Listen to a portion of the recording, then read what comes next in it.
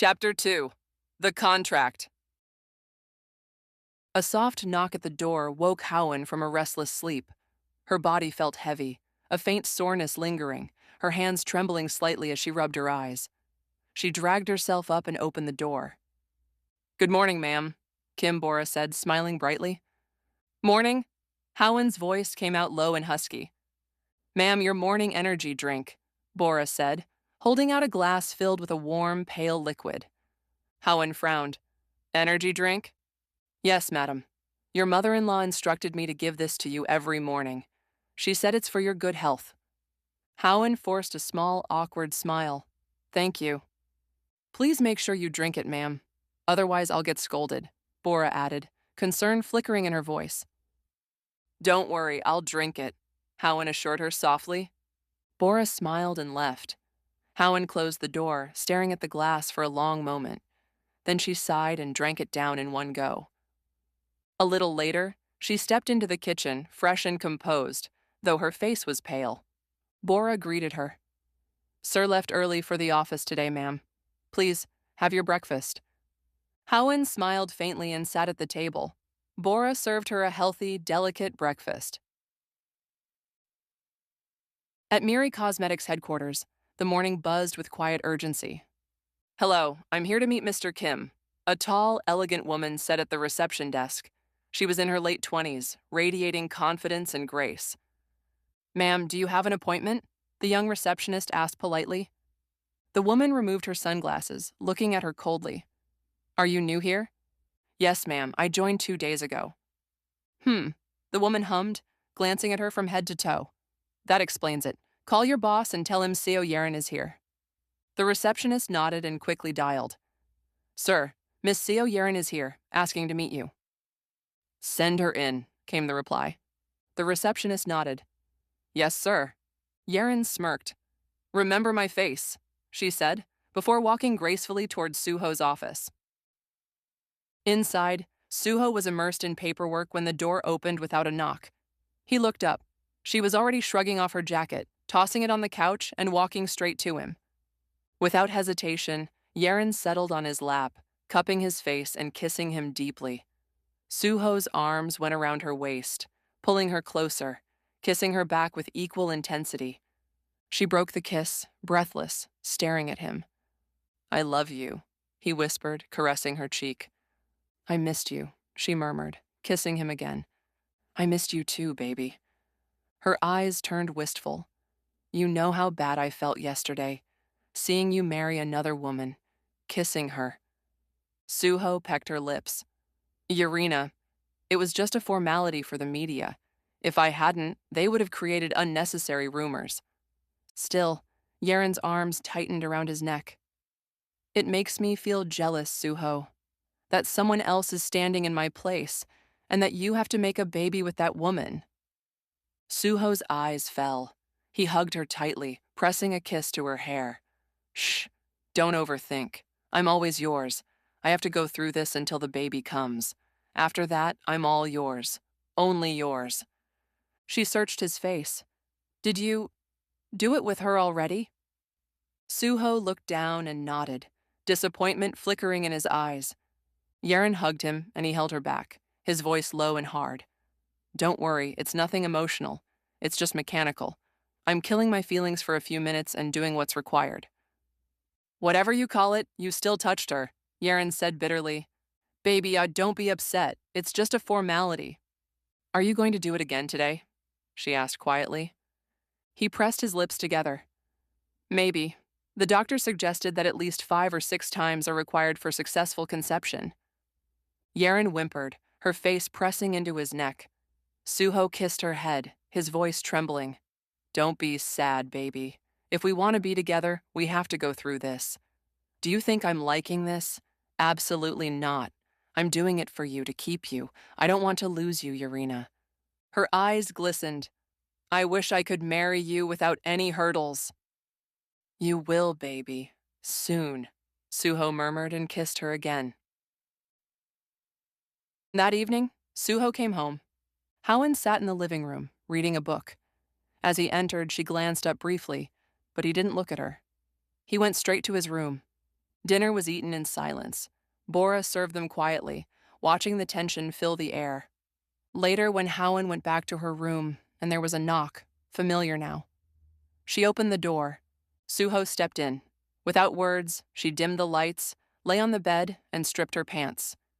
He did his job and after 10 minutes, left wordless, closing the door behind him. Howen stayed still, then slowly reached for her pants, slipping them back on. Hugging the pillow, she drifted into a restless sleep. 1 month ago. Hawena? Her mother's voice pulled her out of her thoughts. Yes, Alma? She asked, seeing the worry etched on her mother's face. Her mother sat on the edge of the bed, taking her hands. Hawena, do you know we're on the verge of bankruptcy? What? Her eyes widened in shock. Bankrupt? How? Everything was fine till last month. Suddenly, what happened? Tears welled up in her mother's eyes. Remember? Your appa had a business deal with a foreign company. Mrs. Kang said slowly, they turned out to be frauds. Your appa is so tense. He's been drinking a lot these days. What? How could appa sign such a deal without verifying? Didn't he tell us that they are trustworthy? It was a mistake, Hawena. Appa trusted him and gave the complete authority. But now it costs everything we had. The investors and shareholders are after your appa, her mother whispered, crying. Don't worry, Alma. We'll find a way, Howen said, hugging her. I hope so. I can't watch your father destroy himself. 2 days later, Hyun-woo came to her. Hawena. Howen looked at him. You know our situation, right? She nodded. Yes. But how could you be so careless, Appa? Appa worked so hard for this company, and you destroyed it with just one mistake. Hyun-woo hung his head low. I didn't do it intentionally. They seemed trustworthy. I wanted to show Dad how capable I was, but... Mr. Kang stumbled into the house, drunk. His eyes burned with rage when he saw Hyun-woo. You bastard! After ruining everything. Appa, please! Howen stepped between them, shielding her brother. He didn't do it intentionally. We'll find a way. Please. Mr. Kang's eyes filled with tears. No, Hawena. There's nothing left. Everything's gone. I'm doomed. Bankrupt. Nothing can be fixed. With that, he left. Howen sat on the couch, tears spilling down her cheeks. Hyun-woo held her hand. I feel disgusted with myself, Hawena. I should have been careful. Howen looked at him. She was angry at him, but his broken self made her heart soft. Don't cry, Hyun-woo. There'll be a way. There is a way, Hyun-woo said quietly but suddenly. But you have to agree, Hawena. She looked at him warily. How? Go on a date to this address. You'll understand everything. He handed her a card. Howen frowned at the card in her hand. What? Who is this? Please, Hawena, don't say no. It'll save everything. I'll never take things for granted again. But Appa? Please, he pleaded. She exhaled. Okay. She agreed because at this time, she could only think about saving her father and their family business. The next day, Howen walked into the upscale restaurant her brother had mentioned. Mr. Kim? She asked a staff member. This way, ma'am, the staff said, leading her to a table. Thank you, she said softly. There he was, Kim Suho. 3-piece suit, hair perfectly combed, the very image of a CEO, reading a magazine, cold and untouchable. Howen's heart skipped a beat. What a man, she thought. She walked to the table and extended her hand. Hello, I'm Kang Howen. Suho looked up at her, eyes sharp. Sit. He ignored her hand. She smiled awkwardly and sat. I'll come straight to the point, he said, his voice clipped. I'm looking for a contract marriage. He slid a document toward her. The clauses are simple. The marriage will be for the world and for the family's sake. I want a Kim heir within 1 year. Worst case, 18 months. This contract is confidential. If it leaks, there will be penalties. Since I'm marrying for an heir, you'll have to cooperate from conception to delivery. Basically, it includes having physical intimacy, at least 5 to 6 times until conception. Once you're pregnant, I'll take responsibility for you until delivery. 1 week after the baby is born, the contract ends. In return, I'll support your father's business and help it recover. If you're okay with this, sign. If not, leave. Hawen sat frozen. Why are you doing this? She asked quietly. None of your business, Suho said coldly. What if you betray me? She asked again. I won't. If you don't trust me, then you can leave. He stood, ready to walk away. No, wait. She stopped him. This is really important for my family, so I'm just concerned. Look, Suho's eyes bored into hers. This is a business deal. If you give me what I want, I'll give you what you want. How are you going to support my father's business? She asked, curious. Of course, by investing, he replied.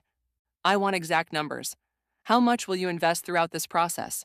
She asked firmly. Suho raised an eyebrow. How much do you want? She exhaled slowly. 5 billion won. His brow arched higher.